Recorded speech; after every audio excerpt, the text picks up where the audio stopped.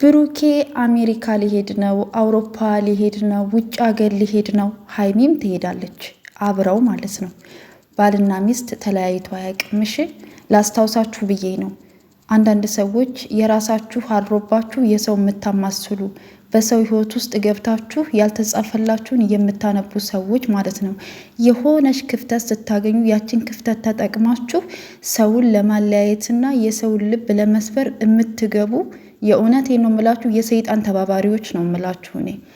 እኔ እኮ ግርም የሚለኝ ሀይሚና ብሩኬ ተለያይተው እናንተ ህይወት ላይ የሚጨምርላችሁ ወይም የሚቀንስላችሁ ጥቅሙ ምንድን ነው የምታገኙበት? ይህን ብቻ ነው ማወቅ የምፈልገው እኔ ራሴ ማለት ነው። የሰው ህይወት ሲፈርስ፣ የሰው ህይወት ሲበላሽ እናንተ ህይወት ላይ ምንድን ነው ጥቅም የሚሰጣችሁ ነገር? የሆነች ክፍተት አገኘን ብላችሁ በዛች ክፍተት ለመግባት ሞክራችሁ አስባችሁ ከሆነ አይሳካላችሁም። ምክንያቱም አንደኛ እግዚአብሔር ያገናኘውን ሰው ሊለየው ስለማይችል፣ እውነተኛ ፍቅር ደግሞ ፈተናው ብዙ ነው። በፈተናዎች ውስጥ ደግሞ እግዚአብሔር ከነሱ ጋር ነው። ሁል ጊዜም ፈጣሪ የሚቆመው ከየዋሆቹና ከእውነተኞች ጎን ስለሆነ እናንተ ውሸታሞችና የሰይጣን ተባባሪዎች ናችሁ። መቼም ሌላ ምንም ልላችሁ አልችልም። ምክንያቱም በሰው ህይወት ውስጥ ጣልቃ ገብቶ የሚበጠብጥ ሰይጣን ብቻ ስለሆነ ማለት ነው። እና አንዳንድ ሰዎች በሰው ህይወት ውስጥ ገብታችሁ የሰውን ህይወት አትበጥብጡ። ሀይሚና ብሩኬ ይለያያሉ ብላችሁ አስባችሁ ከሆነ መቼም አይለያዩም፣ አይሳካላችሁም። እንደፈለጋችሁ ማሰብ ትችላላችሁ፣ እንደፈለጋ አድርጋችሁ ማሰብ መጻፍም ትችላላችሁ። ኮሜንታችሁ መርዝ ነው። የእውነቴን ነው የምላችሁ። አንዳንድ ሰዎች የምትጽፉት በቃ ልክ በቃ እናንተ የብሩኬን ህይወትም ሆነ የሀይሚን ህይወት ቁጭ ብላችሁ ስትጽፉ የዋላችሁ እኮ ነው የምትመስሉት። ልክ የምታውቁ ማለት ነው። እንኳን እናንተ አይደላችሁም። ከሁነኛ ሰው ነው የሰማሁት፣ ከወዳጁ ነው የሰማሁት። አንድ ነገር ልንገራችሁ ዛሬ አንድ ሰው ራሱ ወጥቶ እስካልተናገረ ድረስ እኔ ማንንም ላምን አልችልም። ገባችሁ አይደለ?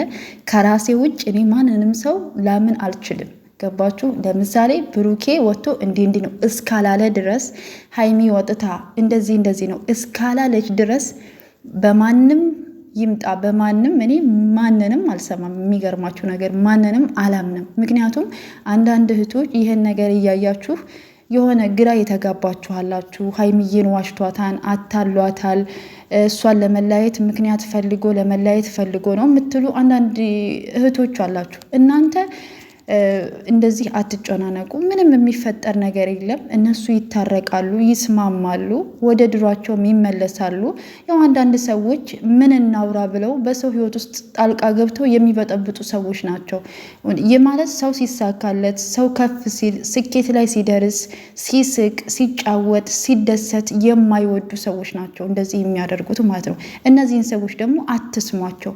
ሀይሚና ብሩኬ ወጥተው እስካልተናገሩ ድረስ እንደዚህ ነው ብለው እስካላወሩ ድረስ እናንተ ማንንም ሰው ማመን የለባችሁም፣ ማዳመጥ የለባችሁም፣ ማንንም ማለት ነው። እናንተ ስለምትወዷቸው፣ እናንተ ስለምታከብሯቸው የሆነ ነገር ስትሰሙ በቃ እውነት መስሏችሁ የምትቀበሉ እህቶች አሉ። ምንም ነገር የለም፣ ምንም የሚፈጠር ነገር የለም። አንድ ነገር ላስታውሳችሁ፣ ብሩኬ ሀይሚን አይፈልጋትም፣ እሷን ለመለያየት ምክንያት የሚፈልገው ምናምን እየተባለ ነው አይደለ? አንድ ነገር ልንገራችሁማ፣ ሀይሚን ባይፈልጋት ኑሮ ባይፈልጋት ባይወዳት ባያፈቅራት ኑሮ ከሞቀ ቤቷ አውጥቶ ቪላ ቤት ተከራይቶ አንድ ቤት ይኖሩ ነበር እንዴ? አይኖሩም። ይሄን ነገር ቢያስብ ኑሮ ማለት ነው። ገባችሁ አይደለ? ይሄን ነገር ዘወር ብላችሁ ወደኋላ ያሳለፉትን፣ ያደረጉትን፣ የተባባሉትን፣ የሚያደርጉትን ነገር ማሰብ አለባችሁ። ለእናንተ ለአንዳንድ ሰዎች እንደዚህ የሆነ በቃ ክፉ ነገር የምታስቡ ሰዎች እግዚአብሔር ልቦና ይስጣችሁ። እኔ ሌላ ምንም ልላችሁ ስለማልችል ማለት ነው። ግን ያልተጻፈላችሁን አታንብቡ፣ አትጻፉ፣ አትናገሩ፣ በሰው ላይም አትፍረዱ። እውነት አትፍረድ ይፈረድብሃል ነው የሚባለው አይደለ? ቢያንስ እንኳ በቃ ነገ በኔ ብላችሁ አስቡ። እንደዚህ አይነት ህይወት የሰው ልጅ ማለት ሁልጊዜ እንደ ሳቅ አይኖርም፣ ሁልጊዜ ፍቅር እንደሆነ አይኖርም አይደለ? ህይወት ብዙ ነገር ያላት ናት አይደለ? ሳቅም ያለባት፣ ሀዘንም ያለባት፣ መገፋት፣ መውደቅ፣ መነሳት ያለባት ህይወት ናት። ስለዚህ የሰው ልጅ እንቅፋት በመታው ቁጥር የሰው ልጅ እንደዚህ የምታደርጉ ሰዎች አላችሁ፣ የሆነ ዝቅ የምታደርጉ የምትሳደቡ፣ ዝም ብላችሁ ማለት ነው። እና እባካችሁ ከእንደዚህ አይነት ድርጊት ተቆጠቡ። የእውነቴን ነው የምላችሁ። ነገ በእኔ ህይወት ይደርሳን በሉ። ለሰው ልጅ ክፉ አታስቡ። ለሰው ልጅ መለያየትን አታስቡ። በቃ ቢያንስ እንኳ የሰው ልጅ የሆነ ነገር እንኳ ተስፋ የሚያስቆርጥ ነገር አትናገሩ። እኔ በጣም ይጨንቀኛል። እኔ ለምሳሌ በቃ የሆነን እንትን ብዬ እንደዚህ ነው ብዬ መናገር በጣም ነው የሚከብደኝ። ያልሆነን ነገር ሆኗል ብዬ መናገር በጣም ነው የሚከብደኝ። ማለት እኔ ልቦናይም አይፈቅድም፣ ህሊናይም አይፈቅድም። በቃ ገባችሁ አይደለ? ሁሉም የራሱ ህይወት አለው፣ የራሱ አካሄድ አለው። ስለዚህ በህይወታቸው ደግሞ የሚያጋጥማቸው ችግር ደግሞ ራሳቸው ተነጋግረው እንዲፈቱ እግዚአብሔር ይርዳቸው።